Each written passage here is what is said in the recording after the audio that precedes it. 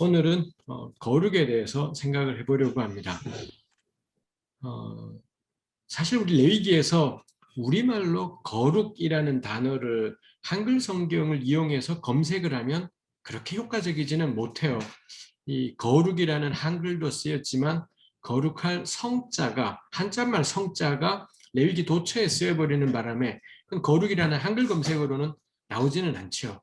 그래서 다만 이 거룩이나 거룩할 성자로 번역된 히브리말 단어, 만약 그걸로 검색하게 되면은 뭐 정말 레위기에 이 단어가 엄청나게 쓰였다라는 것. 가장 대표적으로는 뭐 성전도 있겠고, 그 다음에 성물, 뭐 이런 것들이 있어서 꽤 많은 것들이 쓰여 있습니다. 근데 아주 특이하게도 레위기는 1장부터 16장까지는 이 거룩이라는 단어가 붙어 있는 것들은 전부 물건입니다. 물건들의 뭐 성전이든지 이 거룩한 물건들에 붙어 있는 거고요. 혹은 사람에게 붙어 있고요. 그 사람은 제사장이에요.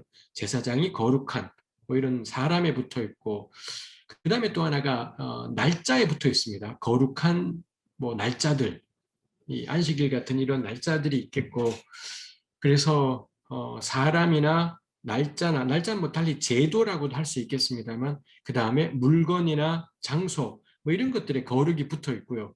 그래서 이거는 그냥 주어져 있는 겁니다. 제사장이 거룩하기 위해서 하나도 노력할 필요가 없고요. 뭐 성전을 거룩하기 위해서, 물론 성전을 잘 보존해야 되겠지만 성전에 물건들이 막 남달라야 되거나 뭐 이런 것이 전혀 없기 때문에 1장부터 16장까지 나오는 거룩은 주어진 거룩. 그래서 이거를 이 다른 말로 표현하면 상태적인 거룩이다. 뭐 이런 말을 할 수도 있겠습니다. 반면 17장부터 26장, 27장은 부록이다 보니 그냥 우리 퉁쳐서 17에서 27장까지에서의 거룩은 16장까지가 상태적인 거룩, 영어의 static한 홀리네스라면 17장부터는 다이나믹, 동적 거룩이라고, 이건 제 용어가 아니라 어떤 학자가 그런 표현을 했습니다만 전 참 적합하다 싶어요. 17장부터는 동적인 거룩, 즉 하나님이 거룩을 요구하고 명령하신다라는 점에서 차이가 있죠. 16장까지는 거룩하라고 명령하지 않습니다. 예외가 딱 한 번의 예외가 있지만 나머지 모든 것에서 16장까지는 거룩을 명령하지 않는데 그냥 주어진 것인데, 근데 17장부터는 거룩을 명령하고 있다라는 점에서 뭐 레위기는 여러 측면에서 보아도 1에서 16장과 17에서 마지막 장이 확연하게 구별된다 싶은 거고요. 그리고 이것도 역시 뭐 이런 특징 자체도 레위기의 특징인 거죠. 어떤 면으로 거룩은 주어진 것입니다. 가령 제사장이 거룩하듯이, 성전의 물건들이 거룩하듯이, 뭐 이런 것들은 그냥 거룩한 거죠. 하나님께 나와 드리는 예배가 거룩하듯이, 이건 그냥 거룩한 것입니다. 그런 점에서 우리는 하나님께로부터 그냥 일방적으로 우리에게 적용해 보자면 일방적으로 거룩이 선포된 사람들, 저는 성도입니다. 제 살아가는 꼴이 너무 괜찮아서 성도인 것이 아니라 제가 예수 그리스도를 내 구주로 고백하는 일에, 그 일에 저는 하나님의 구별된 백성, 거룩한 성도라고 할 수가 있는 거죠. 해서 1에서 16장 그런 주어진 거룩이라면 17장부터는, 근데 하나님은 그 거룩한 백성을 향해 요구를 해요. 너네 거룩해라. 이런 경우 보통 우리 이거를 아주 진부한 이 종교개혁일의 교회가 찾아낸 것이 뭐 율법과 복음, 뭐 이런 아주 진부한, 제가 보기에는 틀린 이런 이 분석의 툴들이 존재하고 있습니다만, 근데 레위기는 이 둘을 그냥 다 거룩이라고 표현을 해버립니다. 너네는 거룩하다, 이 선언을 하시고요. 근데 동시에 너희는 거룩해라 라고 명령하신다라는 거죠. 이 사실 이 논리로만 따지면 말이 안 되는 것인데, 근데 이게 레위기의 특징이고, 전 그게 하나님께서 은혜로 우리에게 부여하신 거룩이 있고, 동시에 그 거룩한 하나님의 백성은 거룩하게 살아야 되고, 뭐 이런 것이 레위기가 그 기본적인 배열을 통해서 우리에게 이 복음의 핵심을 이야기한다 싶은 것이 있습니다. 그래서 제가 나누는 대부분의 강의마다 그런 이야기들을 하지만 율법과 복음 같은 패러다임은 저는 이미 레위기 안에서도 그런 식의 패러다임은 부적합한, 성경하고는 맞지 않는 틀이다 싶은 것이 있습니다. 그리고 제가 늘 이야기하는 거지만 저는 신약이 뭐가 새로운지를 잘 모르겠다 싶은 생각을 늘 하게 돼요.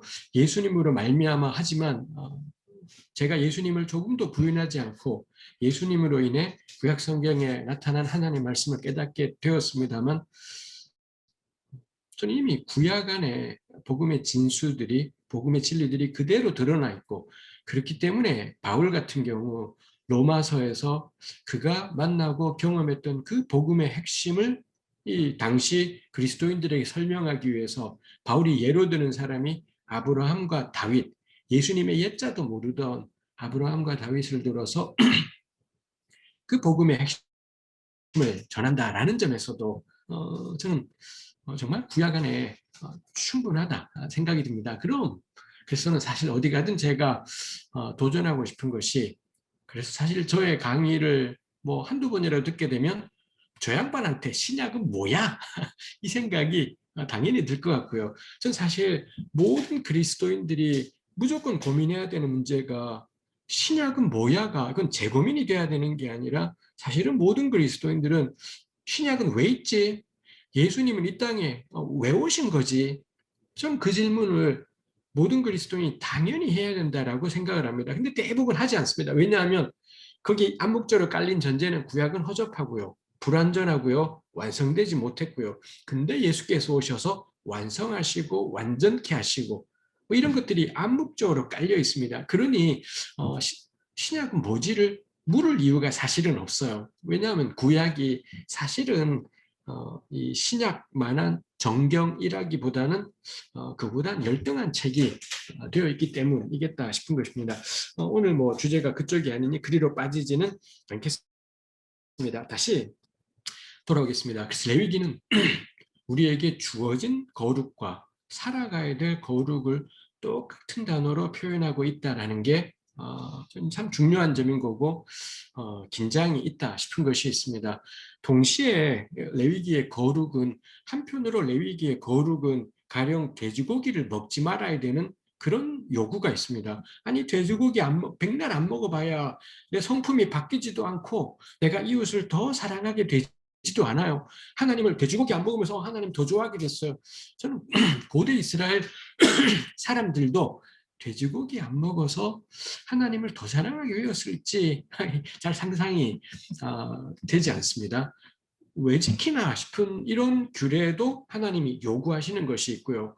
그 다음에 이 농사 지을 때, 추수할 때 밭 모퉁이를 남겨라. 우리 여기 희년함께에 관심이 있어서 오신 분들은 다들 한 번쯤 들어보셨을 겁니다. 이 모퉁이 남기는 것이 얼마나 소중한 하나님의 말씀인지, 우리 온 세상을 함께 살아가게 하는 오늘날 우리 현실 21세기 레위기 때로부터 2000 몇백 년이 지나도 여전히 모퉁이 남기기 법, 그 다음에 이 고용주의 거룩은 품삯을 제대로 지급하는 게 고용주의 거룩이라는 레위기 19장에 나와 있는 말씀은 지금에 와서도 여전히 생생하게 적용할 수 있는 하나님의 말씀이지 않습니까?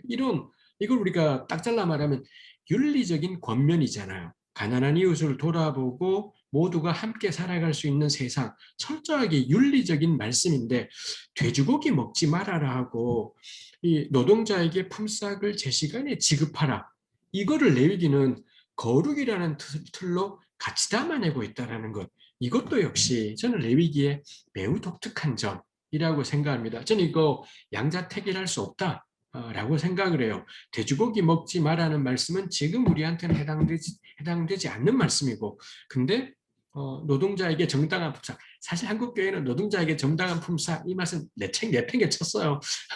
한국교회는 사실 노동자에게 제 시간에 제때 정당한 노동의 대가를 지불하는 게 거룩이라고는 전혀 생각하고 살아오지 않았기 때문에, 전혀 우리네 교회에서는 그런 설교가 안 되었기 때문에, 어찌 보면 전 한국교회가 오라, 일관되네, 돼지고기 먹지 말아도 내팽개치고 노동자에게 품삯 지급도 내팽개쳤으니 이 양반들이 일관됐구나 싶은 생각이 들기도 하지만, 이거 당연히 이 제가 냉소적으로 표현하는 것이겠습니다만, 그래서 그렇게 할 수는 없습니다.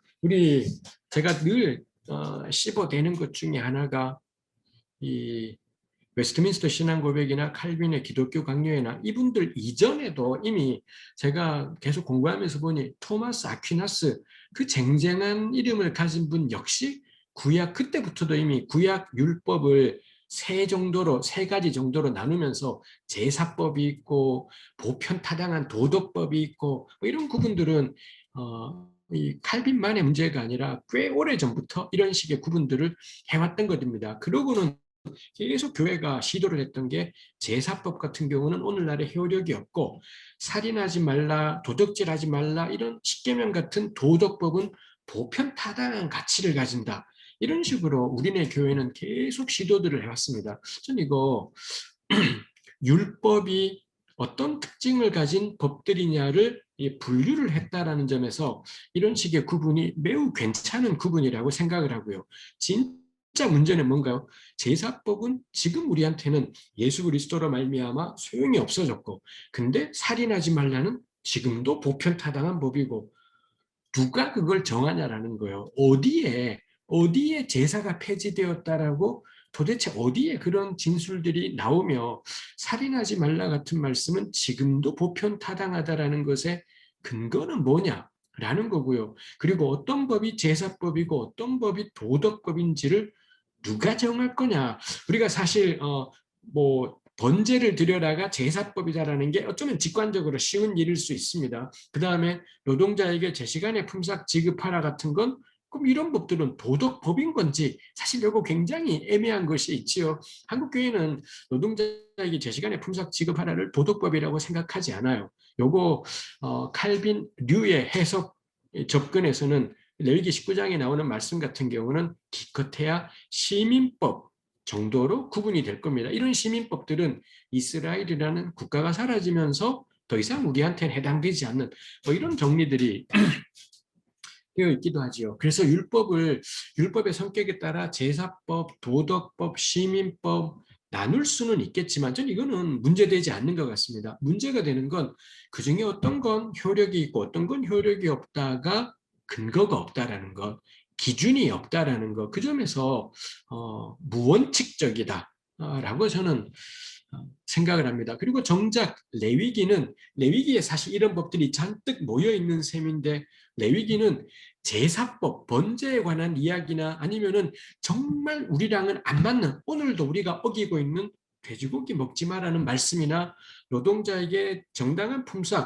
이런 것들을 전부 거룩이라는 범주로 다 담아내고 있다라는 겁니다. 적어도 레위기 저자 혹은 레위기를 읽고 살아가던 신앙 공동체 사람들에게는 그중에 어느 건 버리고 어느 건 취하고는 결코 용납할 수 없는 이 셋이 전부 다 거룩으로 포괄해낼 수 있는 규례였다라는 것입니다. 그 점에서 저는 이 교회 이후 주후 4세기, 5세기 이후 중세에 거치면서 이런 식으로 율법에 어떤 걸 효력이 있네 없네로 만들어간 것 부적합하다 싶습니다. 제 생각에는 예수님 책임이 아닙니다. 예수님의 복음서에 보존된 예수님의 말씀에서는 전혀 그런 내용은 나오지 않습니다. 제가 생각할 때 이 바울의 전 책임도 아니다라고 생각을 합니다. 가장 큰 책임은 히브리서입니다. 히브리서에 사실 제사 폐지를 연상하게 하는 그런 구절들이 히브리서의 곳곳에 있습니다. 전 그렇지만 제가 레위기 책에도 이 마지막 부분에 그런 이야기를 써두었지만, 그렇다고 제가 히브리서를 까냐? 그렇지 않아요. 전 절대로 하나님 말씀은 까지 않습니다. 하나님 말씀 제가 깔 주제가 아니기 때문에. 다만 저는 히브리서는 지필 이유가 있는 책입니다. 히브리서는 보편타당한 가르침을, 언제나 해당되는 보편타당한 가르침을 전하고 싶어서 쓰여진 책이 아니라 특정한 상황과 이유 때문에 히브리서가 쓰여졌지요. 뭐 이 시간에 제가 히브리서 하지 않겠습니다. 히브리서를 다룬 그 어떤 책이건 이 학자들의 글을 읽어보게 되면 히브리서가 겨냥하고 있는 청중의 상황이 뭐였는지 뭐 이런 이야기들을 찾아볼 수 있습니다. 그런 것 때문에 히브리서는 구약 율법에 대해서 무척이나 강경한 태도를 취하고요. 제가 레위기 책 곳곳에 썼지만 레위기하고는 틀리게 구약 제도를 언급을 해요. 히브리서 기자는 번제, 소제, 이 5대 제사에 대해서 틀려요. 레위기의 내용하고는 안 맞게 5대 제사 언급들을 막 두루두루 하고 있습니다. 그럼 이걸 가지고 레위기는 맞고 히브리서는 틀려냐? 저는 그렇게 볼 수 없어요. 히브리서가 이렇게 히브리서는 퉁치고 있어요. 제사를 이렇게 퉁쳐서 말하고 싶은 것이 있는 책이기 때문에 저는 그래서 히브리서는 그 자체로 하나님 말씀인 거고 우리에게 명확하게 하시는 말씀이 있는 책일 겁니다. 제가 열받는 건 히브리서를 가지고 레위기를 평가하는 것, 지극히 부당한 일이다라는 거고요. 마찬가지로 레위기를 가지고 히브리서 까는 것 역시 저는 부적합한 접근이겠다 싶어요. 레위기는 레위기로 음미해야 되고 히브리서는 히브리서대로 이겠다 싶은 것입니다. 그래서 첫머리에 제가 도입을 하면서 다루는 것이 레위기는 적어도 이 레위기라는 책은 거룩이라는 말로 흔히 말하는 제의적인 영역하고 흔히 말하는 윤리적인 영역을 이걸 통합했다라는 말도 어색해요. 왜냐하면 그런 단어가 성경에 나오지도 않거니와 레위기의 저자나 이 당시의 공동체들은 이게 통합되었다라는 생각조차도 없었을 겁니다. 고대 사람들에게 이건 너무 당연히 하나, 당연히 하나인 거죠. 그래서 예언자들이 고대 이스라엘을 깔 때 너네가 예배는 너무 괜찮은데 제의적인 이쪽은 너네가 아주 괜찮은데 윤리적인 영역은 너네 말이 안 돼. 이런 식으로 까지 않았다라는 거죠. 예언자들이 이스라엘을 깔 때 늘 깠던 거는 이사야도 예레미야도 에스겔도 그렇고 제사는 엄청 열심히 드리고 사회적인 문제들이 생겼을 때 예언자들이 한결같이 깠던 건 너희가 여호와를 버렸다. 라는 것입니다. 여호와를 버렸다라고 하지 너네끼리만의 예배에는 몰두하고 하나님을 사랑하는지는 모르겠는데 이웃에 대한 책임은 너네 너무 사회 속에서의 책임은 하나도 지지 않는 이기적인 집단이야. 우리는 지금 한국 교회를 그렇게 깔지 모르지만 구약의 예언자들은 고대 이스라엘을 그렇게 까지 않았다라는 겁니다. 이분들이 깔 때 핵심은 뭐냐? 너희가 여호와를 버렸다. 실제로는 뭐냐면 하나님 간절히 찾으면서 성전에 엄청나게 열심히 가서 예배드렸고 근데 사회적인 관심사는 내팽개쳤던 겁니다. 근데 이게 예언자들이 보기엔 야훼를 버린 것. 이렇게 표현되는 것이 있더라는 거죠. 즉 예언자들이 보기에도 이거는 분리되지 않는 것 이었다라는 겁니다. 그래서 레위기는 통합시키고 있지 않습니다. 그냥 레위기한테는 레위기 세계 안에서는 너무 당연하게 하나로 뭉쳐져 있는 일이다 싶어요. 오늘 제가 미리 받은 질문 가운데도 개인 구원과 사회 구원, 혹은 뭐 복음 전도와 사회 정의 이런 패러다임에 대해서 문제가 있지 않냐 이 언급하신 질문이 있었습니다만 저 정말 그렇게 생각을 합니다. 그런 식의 패러다임으로는 존 스토트 목사님이 이런 거 참 잘하시고 많은 영향을 끼쳤지만 저는 한계가 있다 생각을 해요. 당신이 정말 복음 전도가 중요하다고 생각했냐? 그거 해라. 그게 당신 하고 싶은 거 해라. 그러는데 뭘 자꾸 사회정의도 꼭 필요하네. 그런 소리 하지 마시라고. 그냥 누구는 선교사로 정말 예수님만 전하며 살 사람이 있겠지요. 다만 저는 그분들에게 부탁해요. 사회정의를 위해 일하는 사람, 노동조합 활동을 하는 사람, 혹은 뭐 신년 실천을 위해 쓰는 사람 보고 뭐 전도해라 이딴 소리 하지 마시라고. 어느 거든 간에 거룩이기 때문에 저는 그래서 상대방을 비난해야 될 것이 아니라 이것도 거룩이고 저것도 거룩, 이 삶이 전체가 근데 사람이기 때문에 전부 할 수는 없어요. 그 가운데 어떤 영역에 내가 좀 더 힘을 쓰고 최선을 다하며 우리 그거 하기에도 버겁지 않습니까? 그거 하고 있는 것이지 복음 전도와 사회 정의라는 패러다임은 한때 의미가 있었지만 저는 그거 가지고는 성경이 말하고 싶은 것을 담아낼 수는 없겠다 라고 생각합니다. 제가 레위기 책에도 썼지만 이 레위기는 제이콥 밀그롬이라는 어마어마한 유대인 학자의 벽을 넘을 수가 없습니다. 저는 밀그롬의 신발끈 빨아오기도 급급한 존재입니다. 이 사람 레위기 책을 다 읽는 것만도 버겁고요. 그래서 하여튼 밀그롬이 그랬더라고요. 이 레위기에 특별한 것이 있다면 이게 완전히 그냥 하나라는 걸 레위기가, 특히 레위기 19장이 보여주었다라는 것. 가령 고대 중동의 모든 법들이, 혹은 뭐 함무라비 법 이런 것도 그렇고, 신을 향한 충성과 이웃을 향한 나눔이 어느 종교나 개나 소나 다 강조하는데, 근데 레위기에 특별한 게 있다면 이거를 그냥 수직과 수평 이런 식으로 나눈 게 아니라 이걸 그냥 하나로 보았다라는 게 레위기가 가진 독특함이다. 밀그롬이 그런 이야기를 했었었고요. 제가 그거 읽으면서 그렇구나, 아, 그렇구나 싶은 생각들을 하게 되는 것이 있습니다. 그래서 레위기를 읽을 때, 레위기로 비롯된 구약을 접근할 때 저는 그 시각을 가지는 게 너무 중요한 점이겠다 싶습니다. 구약 성경은 그 안에 배경으로 되어 있는 내용들은 천지 창조부터 뭐 이 노아 이야기, 바벨탑의 아브라함 이야기, 엄청난 내용들이, 고대 쪽의 내용들이 담겨 있지만, 구약 성경이 지금과 같은 모양으로 최종적으로 마무리된 건 거의 대부분이 바벨론 포로 이후라고 대체로 학자들은 생각을 합니다. 창출, 레민신 이런 책들이 지금처럼 이 5권짜리 책으로 5권이든 말든 간에 완결돼 요만큼, 창세기부터 신명기 마지막까지 이 내용이 지금 같은 형태로 완성이 된 게 가장 빨라야 바벨론 포로기 동안, 그리고 대체로는 포로에서 돌아온 에스라는 주전 5세기 중반 사람이에요. 주전 5세기 중반에 가면 아마 그 사람들은 지금 우리가 가진 것처럼 5권이든 아니든 이 오경책을 가지고 있었을 것이라고 여겨지고요. 예언서들 같은 경우도 거의 대부분이 바벨론 포로기 이래 지금과 같은 형태로 되었겠다라는 것입니다. 결국 구약 성경은 기본적으로 바벨론 포로라는 사건의 반작용입니다.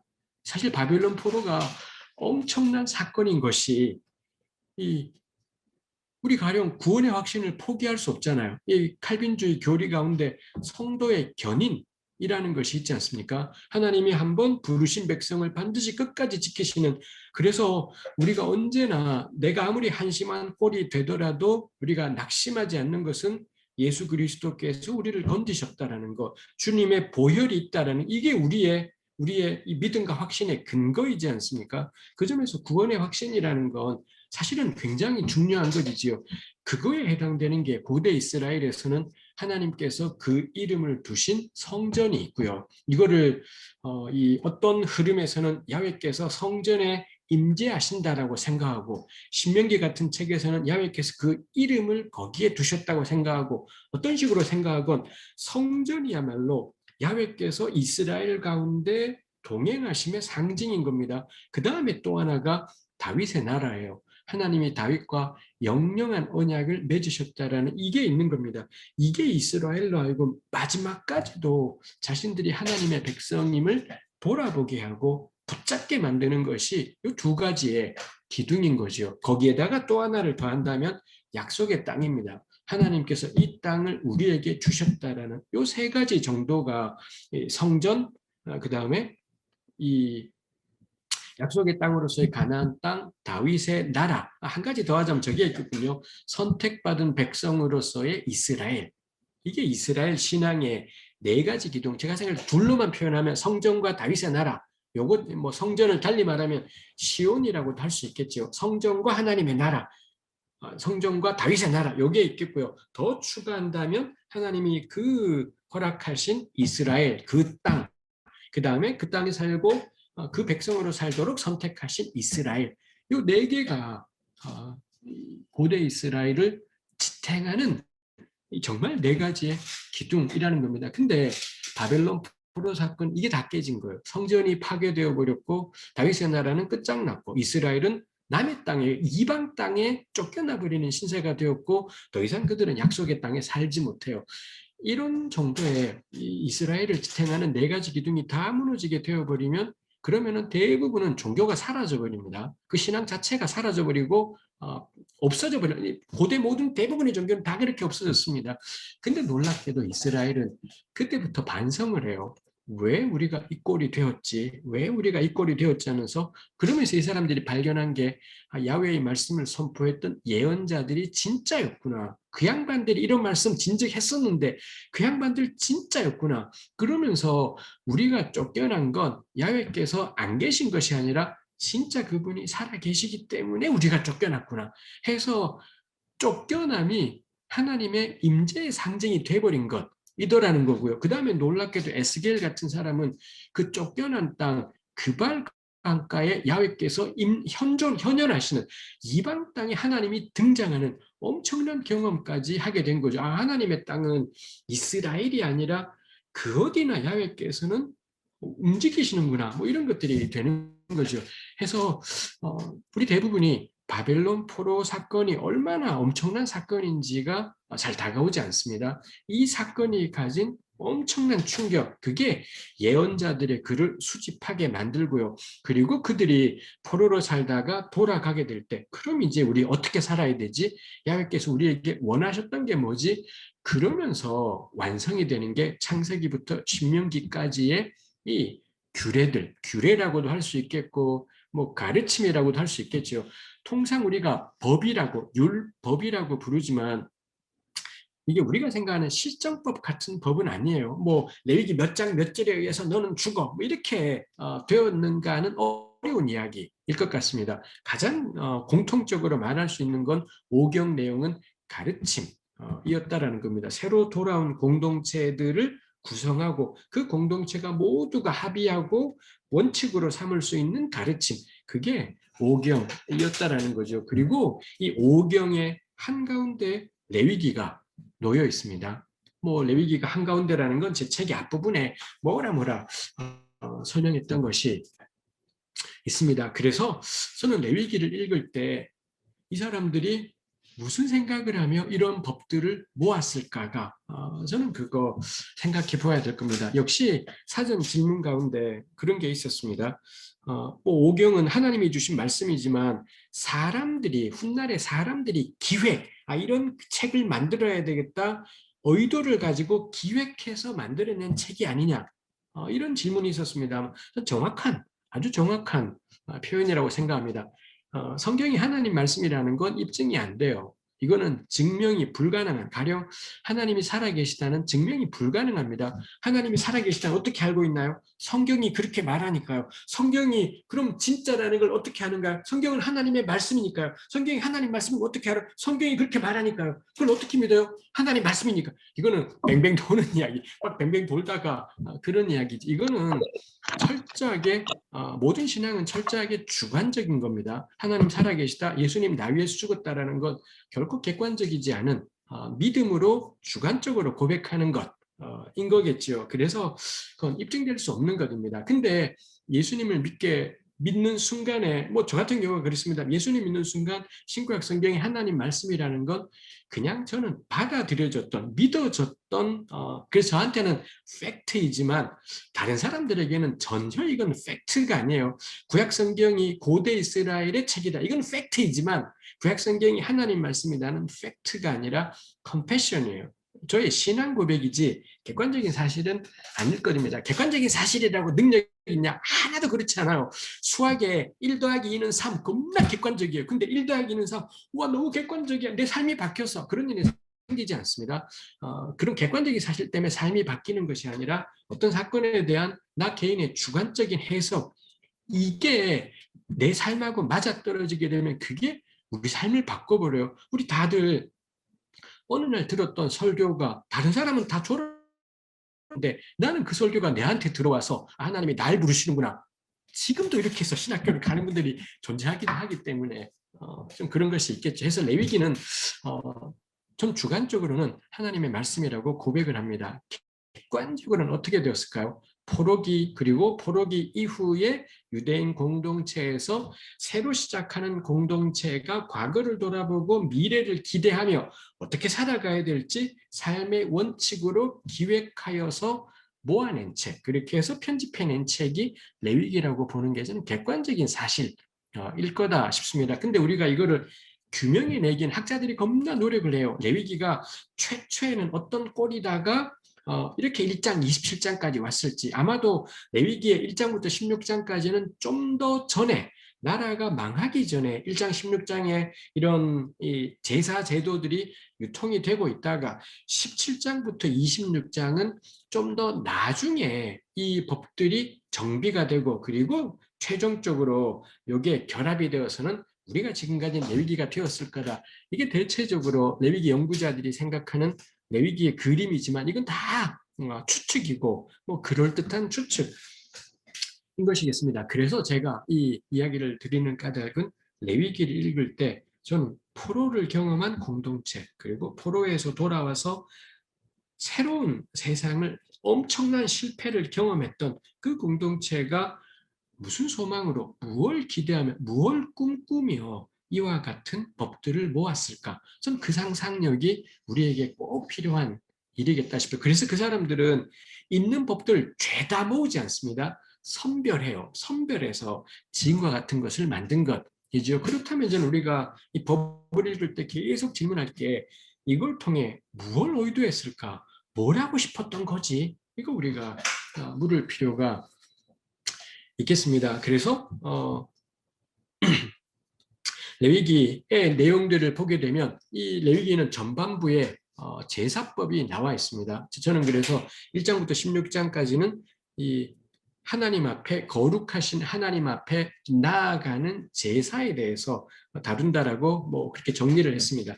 1장부터 7장까지가 하나님께 나아가고자 할 때 어떤 방법이 가능한지 해서, 번제, 소제, 화목제, 속제제, 속건제, 이런 5대 제사들을 하나님께서, 이 하나님의 말씀으로 앞부분에 배열되어 있지요. 제사장의 몫이 있고, 그 다음에 평신도, 기본적으로는 평신도들이 어떻게 해야 되는지가 있고, 마지막에 5, 6, 7장에는 제사장들이 그 5제사를 어떻게 수행할지가 있지요.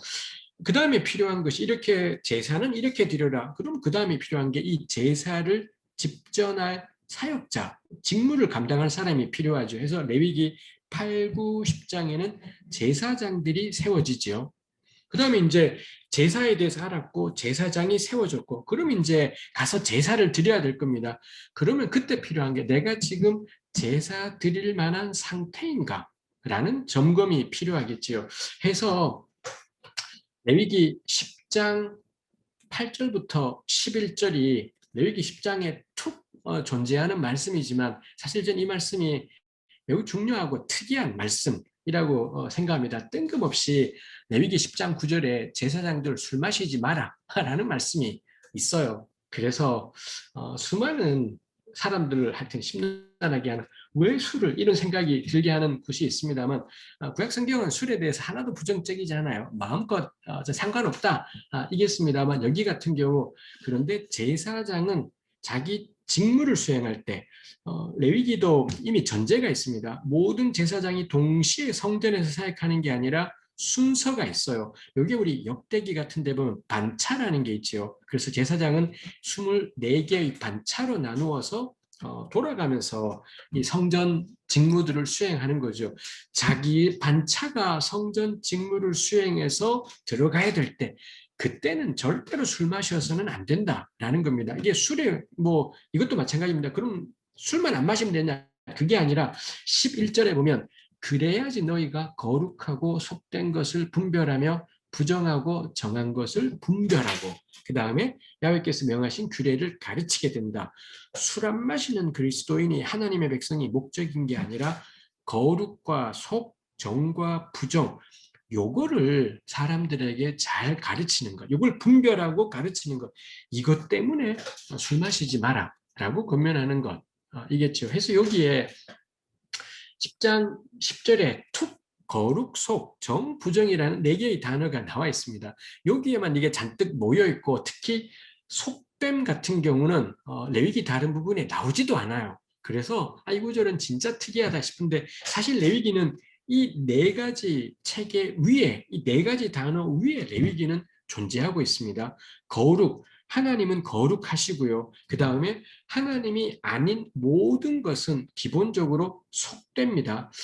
제가 늘 농담처럼 하는 말이지만 우리말에 속되다는 안 좋은 말이에요. 가령 누가 저보고 목사님은 약간 속되세요. 그러면 약간 열받게 되는 뭐 이런 너는 이런 생각이 대부분에 들게 되는 게 그걸 겁니다. 근데 레위기 체계에서 레위기나 에스겔 체계에서 속되다라는 건 영어에 왜 속되다가 프로페인이라는 단어가 있지만 여기 영어 단어는 그냥 common 아니면 normal 뭐 이런 단어인 겁니다. 그냥 하나님이 아닌 모든 것들은 커먼한 상태, 노멀한 상태. 그래서 모든 이스라엘은 기본값이 디폴트 값이 속된 상태라는 것입니다. 근데 그래서 이 속된 상태인 이스라엘이 하나님께로 나가게 되는 거죠. 근데 그 속된 이스라엘 가운데 제사장은 하나님께 제사하는데 구별된 사람이다 보니 제사장은 거룩해요. 그 다음에 성전에 있는 모든 기구들, 번제단이건 분향단이건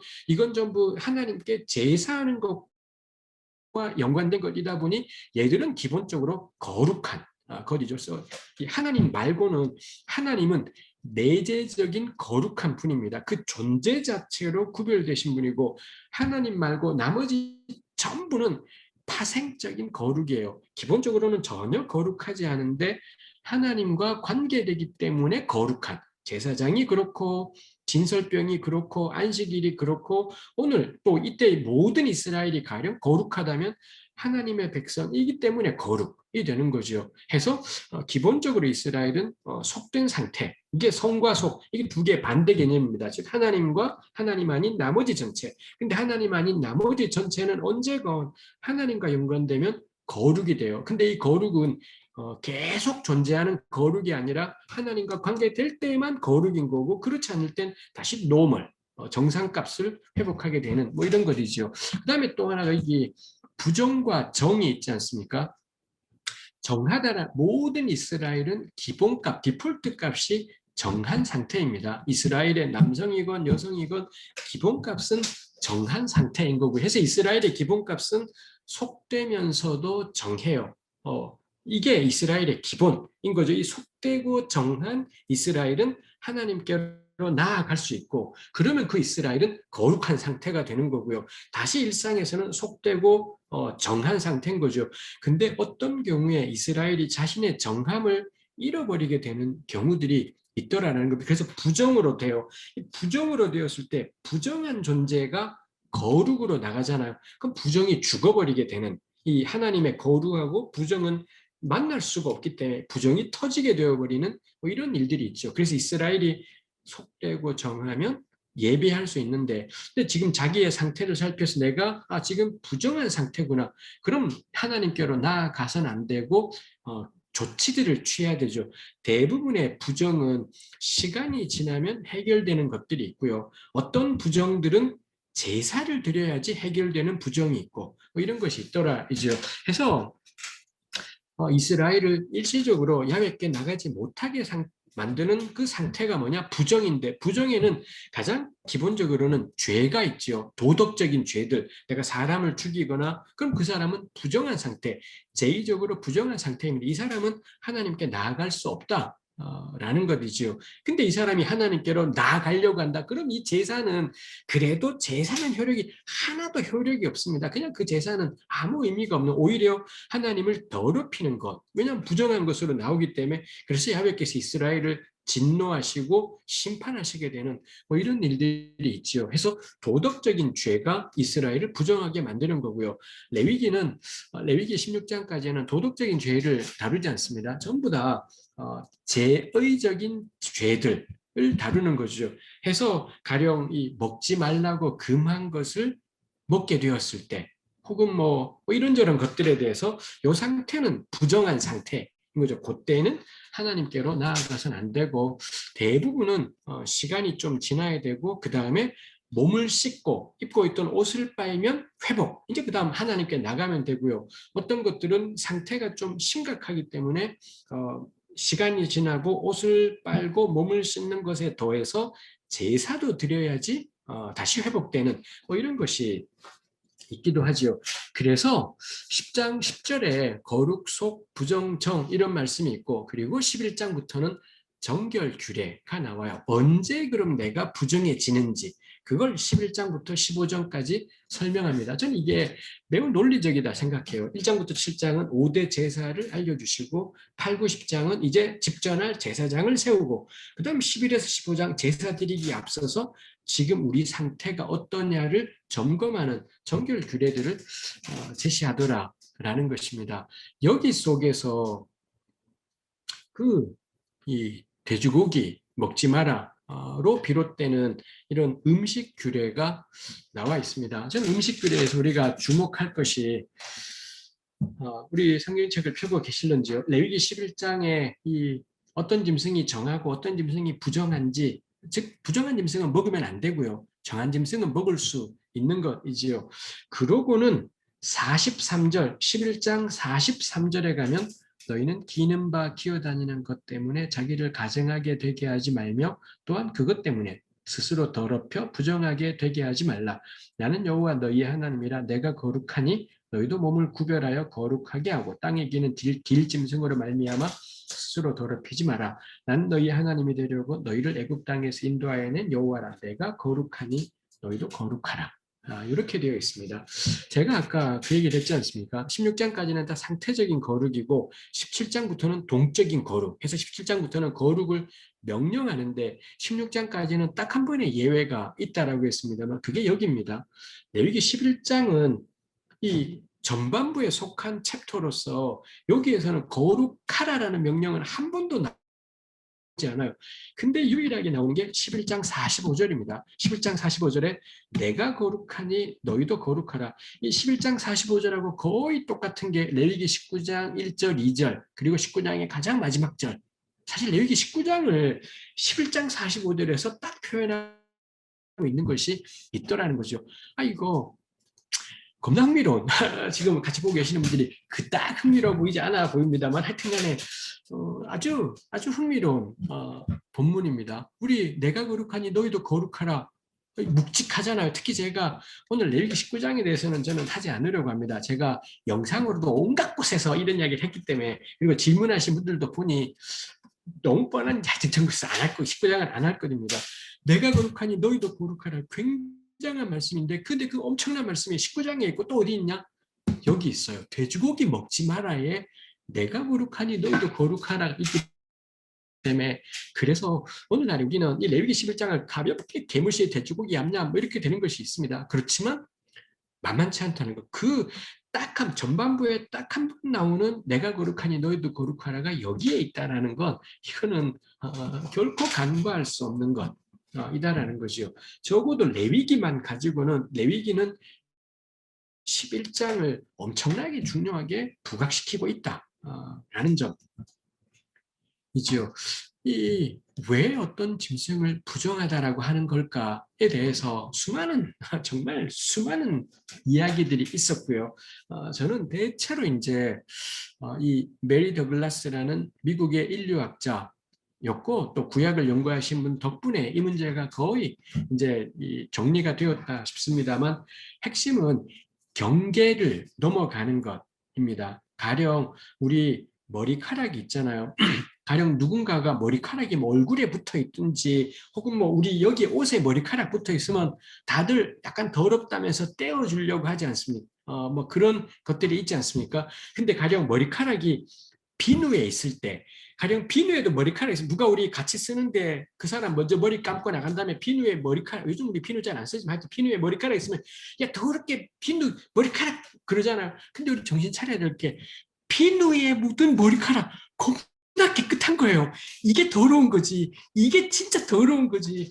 비누에 묻은 머리카락은 이거는 정말 청결한 거잖아요. 근데 우리는 더럽게 네 머리가 더 더러워 이 자식아 싶은 생각이 절로 드는 거지 않습니까?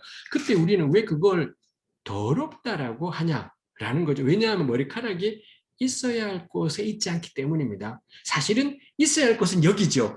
여기에 있는 머리가 더 더러운 머리이지만 있어야 할 곳에 있기 때문에 우리 머리 보고 더럽다 생각하지 않는데 비누는 진짜 깨끗하지만 거기에 머리카락이 있으면 더럽다라고 해요. 즉 우리 안에 이미 있어야 할 곳에 있는 것, 그 거룩이라는 게 어떤 사실 거룩은 종교적으로 굉장히 심오한 단어이겠습니다만 우리 안에 무심코 거룩보다는 깨끗하다 더럽다 할 때 여기 있으면 깨끗하고 비누에 있으면 더러운 이미 우리 안에 있어야 할 곳에 있음. 근데 거기가 아닌 다른 곳에 넘어가 있게 되면 부정하다라는 게 있다라는 거죠. 레위기 11장도 그러하다라는 사람들의 이야기들이 있습니다. 좀 매우 타당하다 싶어요. 가령 이 육지를 걸어 다니는 짐승들은 육지에 있는 이만큼 단단한 발이 있어야 되고 뭐 이런 것들이 네 개의 발이 있어야 되고 단단해야 되고 뭐 이런 것들이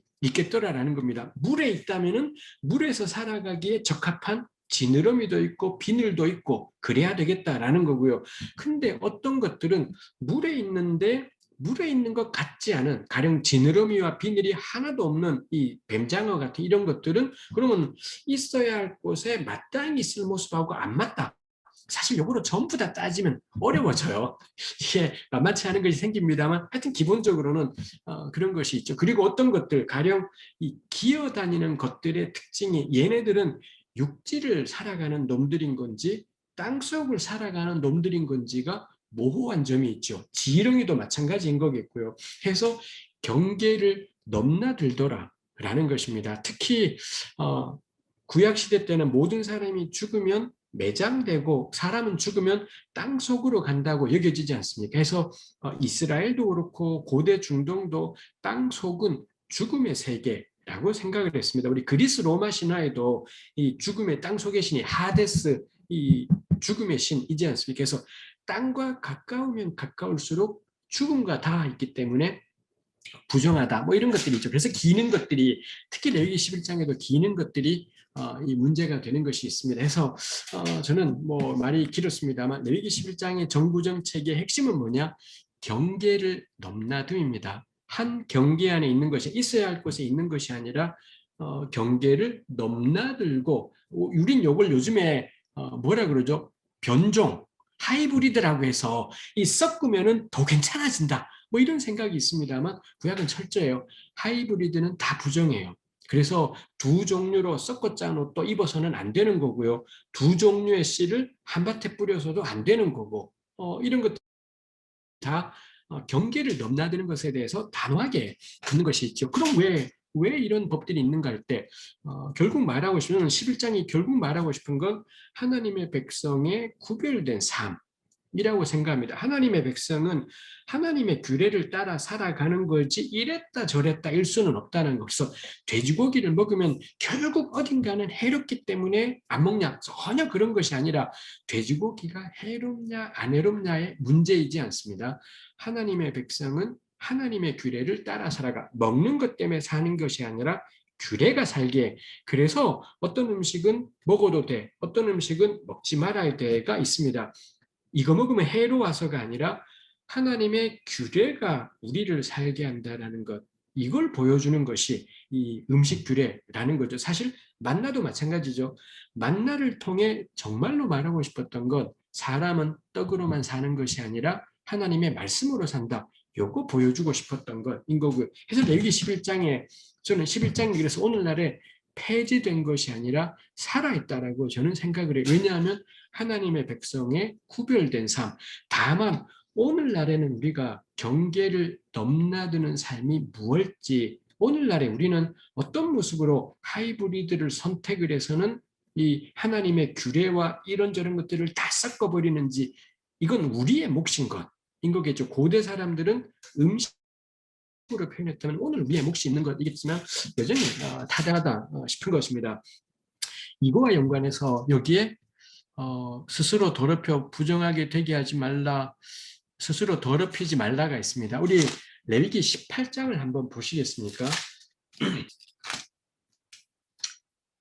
레위기 18장에 보시면은 레위기 18장 24절에 너희는 이 모든 일로 스스로 더럽히지 말라. 요거 아까 우리 11장에 나왔던 것하고 히브리말 한글 번역은 약간씩 다르지만 히브리말로는 똑같은 것이 있습니다. 그 다음에 18장 30절에도 그러므로 너희는 내 명령을 지키고 너희가 들어가기 전에 행하던 가증한 풍속을 하나라도 따름으로 스스로 더럽히지 말라.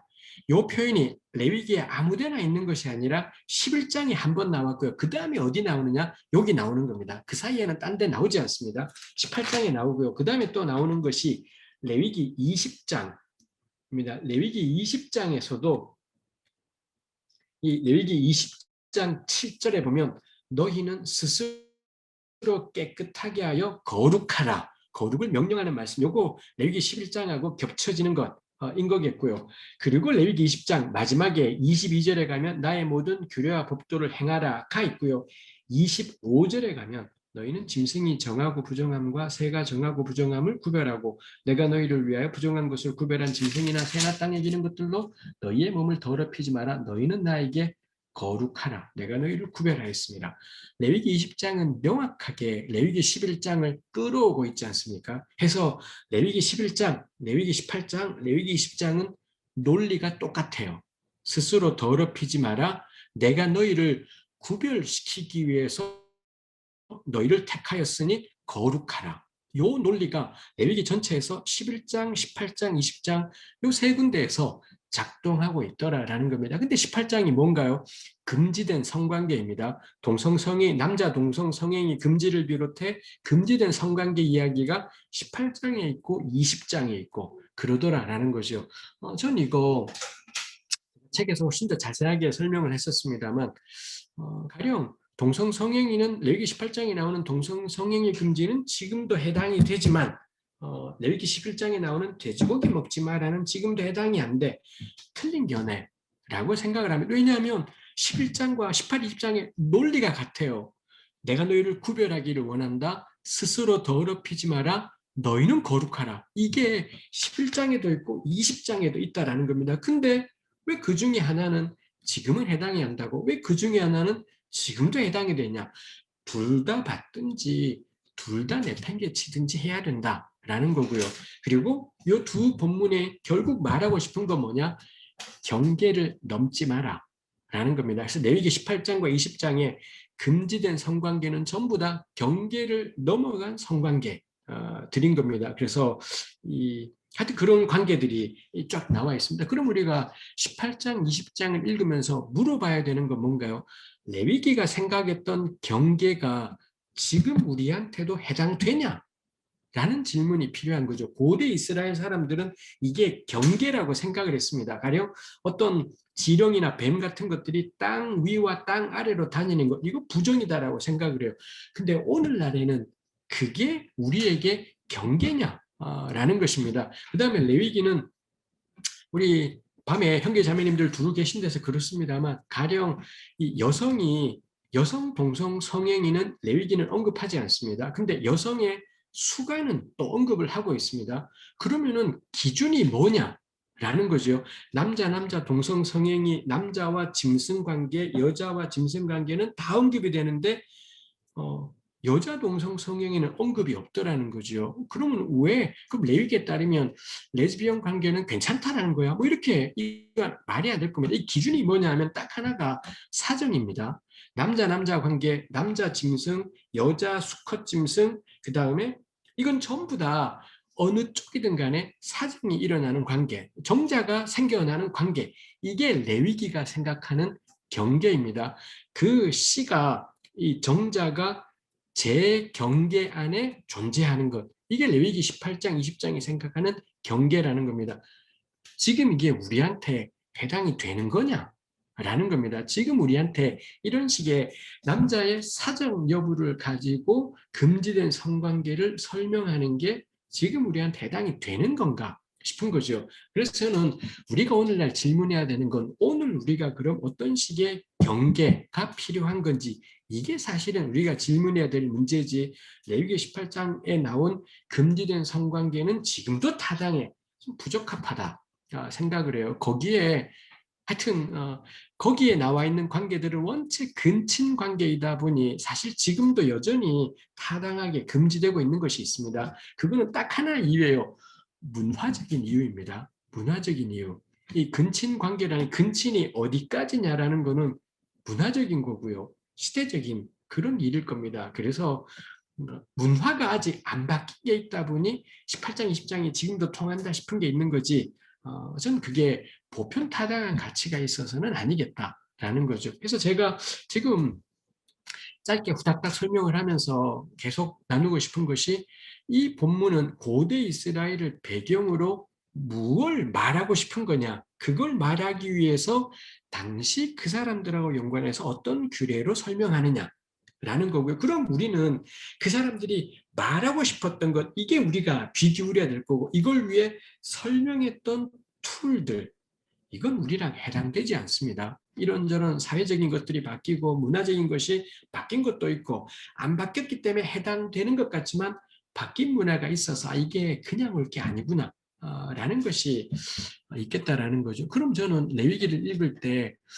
이런 식의, 지금 우리는 해당이 안 되는 규례들을 통해 무엇을 하고 싶었던 거지를 물을 때, 저는 레위기가 정말 오늘을 위한 생생한 하나님의 말씀이 될 수 있겠다 싶은 것입니다. 근데 이런 노력들을 하지 않으면 레위기는 왜 있는지를 모르는 책이 되겠다 싶은 것이 있지요. 뭐 제가 시간상 정결 규례 가운데 이 나병 규례가 있지 않습니까? 이 사람을 지금 일시적으로 부정하게 만드는 것들 중에 하나가 음식이 있고요. 먹지 못하는 짐승을 혹은 시체를 대하는 이런 경우가 있고, 그 다음에 있는 게 나병에 걸렸을 경우가 있고, 산모가 있습니다. 출산한 직후에. 그 다음에 또 하나가 유출병. 남자 같은 경우는 성병이라든지, 여성 같은 경우는 월경하고, 그 다음에 월경이 아닌데 뭐 요즘의 용어로 하자면 전 생리불순이라고 표현할 수 있는 상태일 것 같습니다.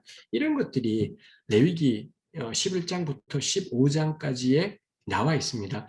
이거 사실 우리가 물어볼 만해요. 왜 이런 것들이 고대 세계에서는 이런 것들을 통해 하나님이 무엇을 원하셨던 거지? 왜 이런 말씀들을 하시는 건지가 저는 정말 물어볼 만합니다. 그래서 이런 규례들이 오늘하고 연관이 될 수 있겠다 싶어요. 그렇지만 우리가 이런 작업들이 번거로운 일이라고 되다 보니 산모의 정결 규례, 그다음에 특히 레위기 15장에 여성의 유출병을 둘러싼 정결 규례들이 오늘 우리하고 접점이 생기기는 너무 어려워져 버린, 그냥 휙 넘어가 버리는 이런 것이 있다 싶습니다. 근데 제가 이제 시간이 돼서 강의를 칼같이 마무리하면서 나누고 싶은 것이, 그 정결 규례하고 레위기 19장에 나오는 모퉁이를 남기기, 노동자들에게 정당한 품삯을 지급하기, 이게 레위기 체계 내에서는 다르지 않다라는 것. 이게 하나도 다르지 않고 하나님의 백성의 삶의 기본 가운데 같이 존재하고 있다라는 것이 있습니다. 그래서 그렇습니다. 레위기는 오늘 우리가 생각을 해야 될 것들이 참 많이 있다 싶고, 그렇게 생각을 하며 포로기 이후에 이스라엘을 생각하며, 제가 늘 나누는 거지만 포로기 이후에 이스라엘을 생각하는데 문제는 뭔가 아무 생각이 안 든다라는 것입니다. 포로기 이후에 이스라엘이 어떠했을지에 대해서 아무 느낌이 우리에게 없지 않습니까? 그러다 보니 아무리 생각하려고 해도 막 생강이 먹고 싶고 막 이런 상태들이 막 되지 않겠습니까? 그래서 저는 늘 제가 권하는 게 1945년부터 1950년입니다.